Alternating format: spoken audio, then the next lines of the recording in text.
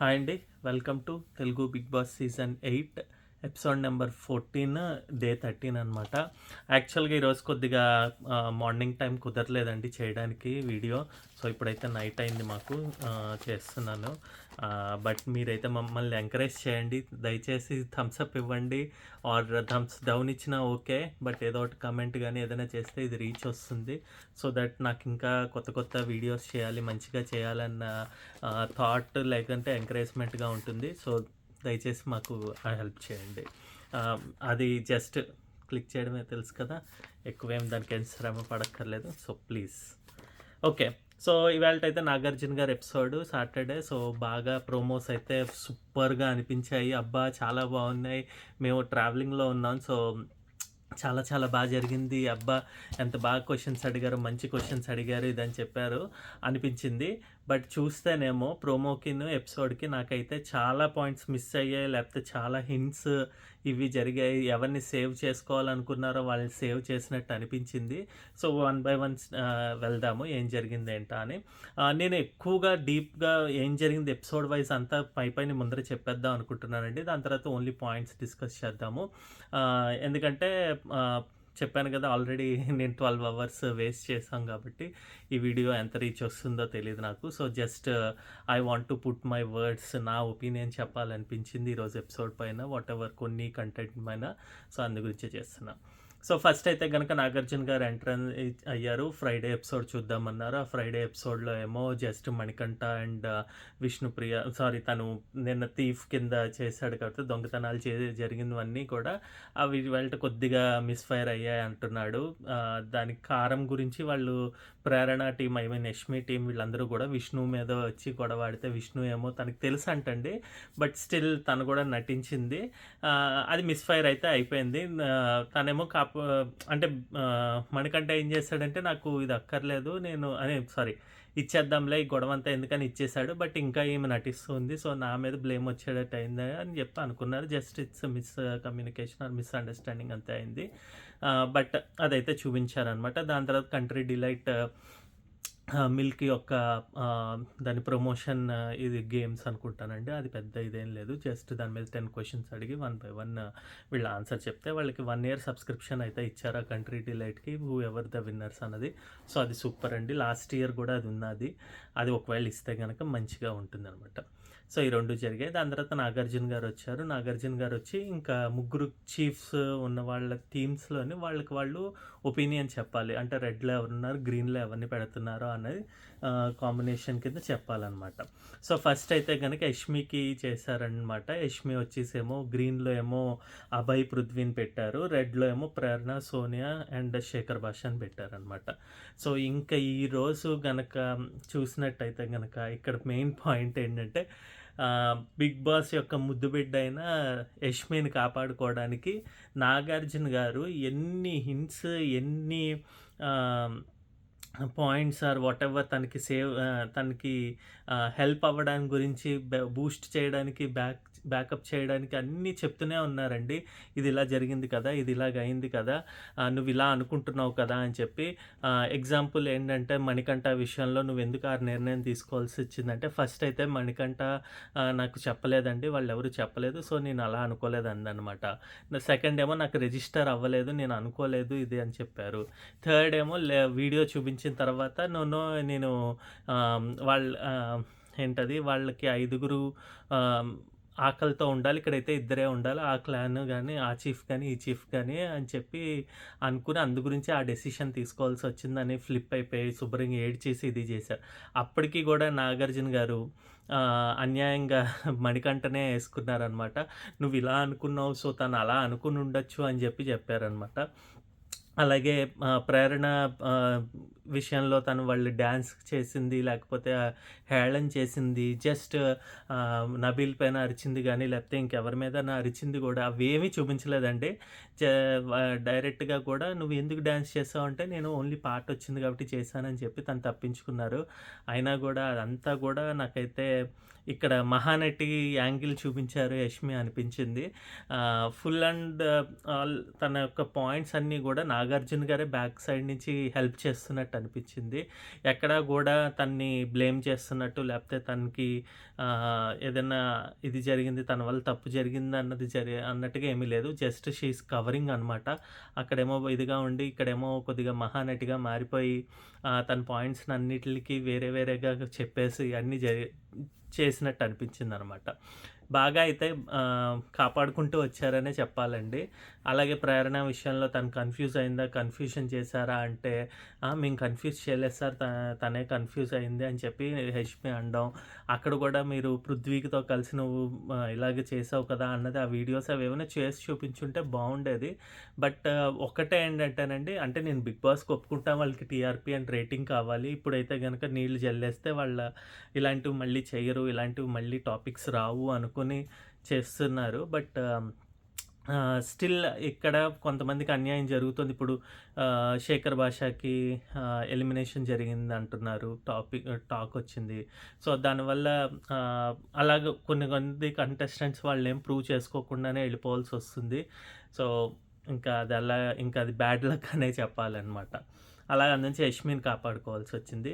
తర్వాత ఇంకా సోనియా, విష్ణుప్రియ వీళ్ళ విషయంలో అయితే గనక చూస్తే గనక, సోనియా ఏమో తను చెప్పినవన్నీ చెప్పారు గానండి, మళ్ళీ సోనియాకి కూడా సేమ్ ఇలాగే ఫీడ్‌బ్యాక్ ఎలా ఇచ్చారంటే, "నువ్వు ఇలా చేయకు, విష్ణుప్రియని కనకు."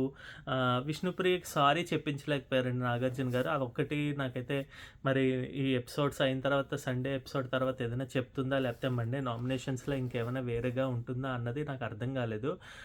బట్ డైరెక్ట్‌గా అయితే సోనియా నువ్వు ఇలా చేసావు, ఇలాంటి మాటలన్నావు, మాటలు అనకుండా ఉండాలి ఇదని చెప్పి, దాని తర్వాత జోక్‌గానే విష్ణుప్రియ నువ్వు గ్రేట్ కదా! నువ్వు మాస్కులిన్ ఇదున్నా కూడా మంచిగా ఆడతావు, ఇదన్నీ తనకి సోపేసినట్టు అనిపించిందండి. బయట టాక్ ఎందుకంటే విష్ణుప్రియకి చాలామంది ఫ్యాన్ ఫాలోయింగ్, లేకపోతే తనకి అంటే తనకేదో ఇది జరుగుతోందని చెప్పి సెంటిమెంట్ సింపతి యాంగిల్ పెరిగిపోతోందని చెప్పి కట్ చేయడానికి ట్రై చేసినట్టు అనిపించిందండి.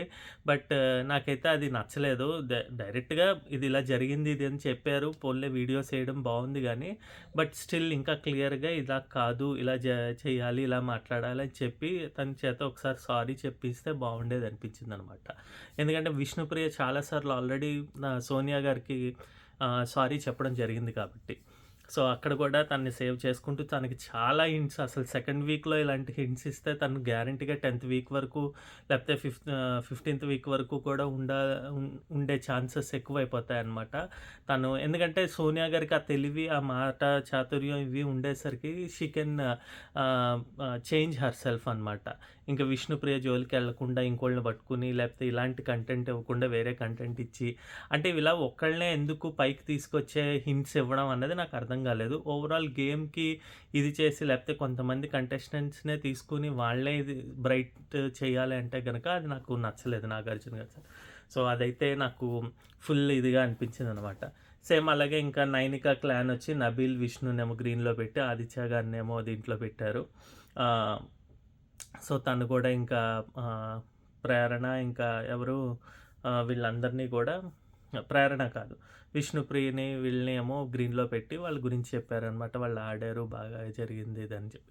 ఇంకో టాపిక్ ఏమో నబీల్ టాపిక్ వచ్చిందండి. నబీల్ ఇలాగా ఫీల్ అయ్యాడు కదా అని చెప్పి. బట్ ఇక్కడ కూడా యష్మిని ఏమనకుండా, యష్మి కాదు సారీ, ప్రేరణని ఏమనకుండా అక్కడ అన్యాయం జరిగిందా నబీల్‌కి అన్నది ఏం చెప్పలేదండి. ఆ టాపిక్కే తీసుకురాలేదు.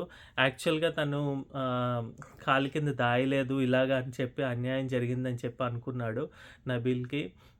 సో అది ఆ టాపిక్ తేకుండా పైనే జరిగినట్టు చేయడానికి ట్రై చేశారు నాగార్జున గారు అనిపించింది.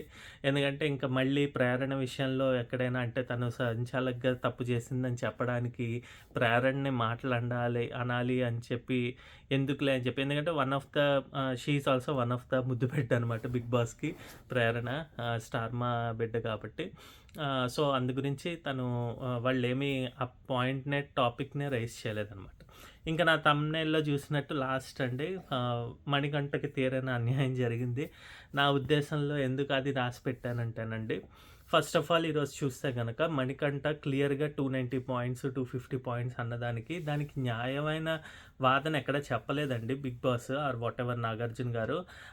290, 250 అంటే తన ఒపీనియన్ ఏమో ఇలా అనుకుందని చెప్పి తన మాట అంటే లేదు సార్ ఇలాగ నేను అడిగాను. అడిగిన తర్వాత నెక్స్ట్ డే వచ్చి నాకు చెప్పింది.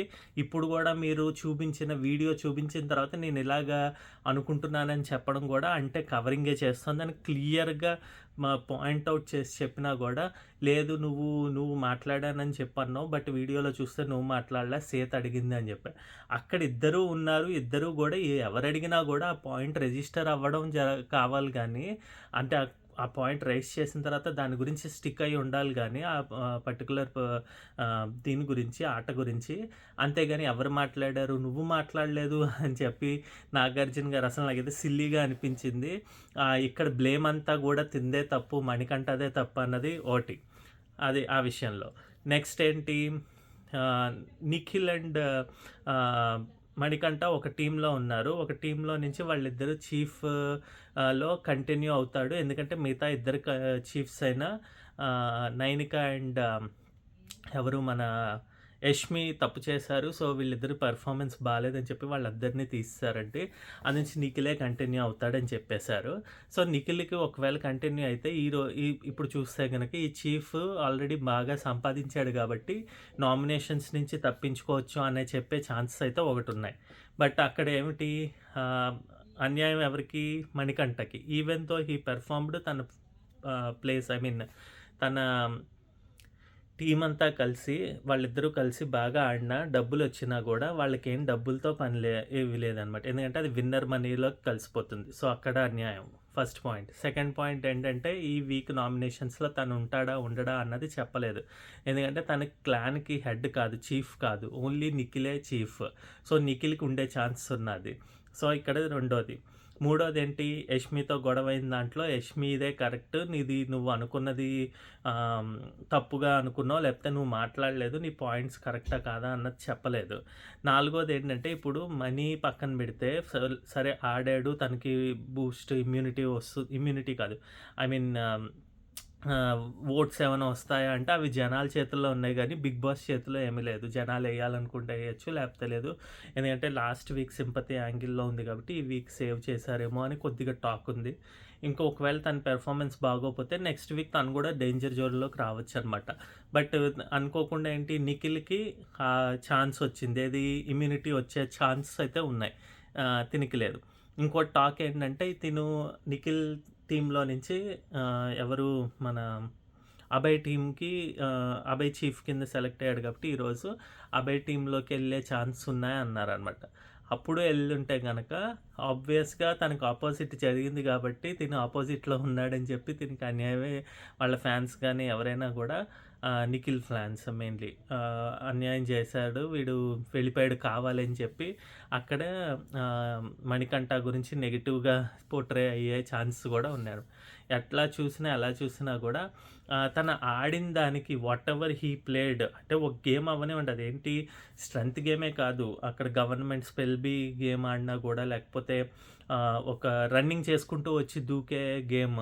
అందులో గూడా పృథ్వీ పట్టుకునడం తప్పు, రైట్ అన్నది ఏమీ చెప్పలేదనమాట. స్విమ్మింగ్ పూల్‌లో దూకడం. సో, అలాగ చేసుకున్నా గూడా తన వల్ల కొద్దిగా మనీ వచ్చాయి. ఆ మనీ వల్ల తినకేం యూసు లేదు. తినకి ఇమ్యూనిటీ లేదు. తిను క్లాన్ చీఫ్ గూడా అయ్యే ఛాన్స్ గూడా పెట్టలేదు. ఎందుకో అభయ్‌కి పెట్టి వేరే వాళ్ళు అంటే ఈ టాపిక్ పెట్టేసి ఒక ఓటింగ్ అన్నట్టు పెట్టి వాళ్ళకి అభయ్‌ని తీసుకొనొచ్చారు. నాకైతే అందులో తీరని అన్యాయమే జరిగిందండి. మణికంఠ కనిపించింది. తను అంటే ఏదో ట్విస్ట్‌లని చెప్పి బిగ్ బాస్ చేయాలనుకున్న వాళ్ళకే చేయడం జరిగింది. ఇక్కడ అన్నెసెసరీగా కొంతమందికి అంటే వాళ్ళు అనుకున్న వాళ్ళని ఎవరినో కాపాడుకుంటూ వచ్చారే తప్పితే, ఇలాగ బాగా పెర్ఫార్మెన్స్ ఇచ్చిన వాళ్ళకి మాత్రం అన్యాయం జరిగినట్టు అనిపించిందనమాట. ఇదైతే నా ఒపీనియన్ అండి. ఈరోజు ఎపిసోడ్ ఆర్ వాటెవర్ ట్విస్ట్ అని చెప్పి చెప్పడంలో. సో, మీకేమనిపిస్తే గనక అది కరెక్ట్ అనిపిస్తే గనక మణికంఠ వీడియోకి థమ్స్ అప్ ఇవ్వండి మణికంఠ అని రాయండి నా కమెంట్ బాక్స్‌లో. లేదంటే గనక ఇంక మీ మీ ఒపీనియన్ ఏంటో అన్నది తెలియజేయండి అనమాట. ఒకవేళ నా ఒపీనియన్ కరెక్ట్ అయితే గనక థమ్స్ అప్ కూడా ఇవ్వండి దయచేసి. మాకు రీచ్ తెప్పించండి. ఓకే. మళ్ళీ రేపటి వీడియోతో మీ ముందరకొస్తాం. బాయ్ అండి.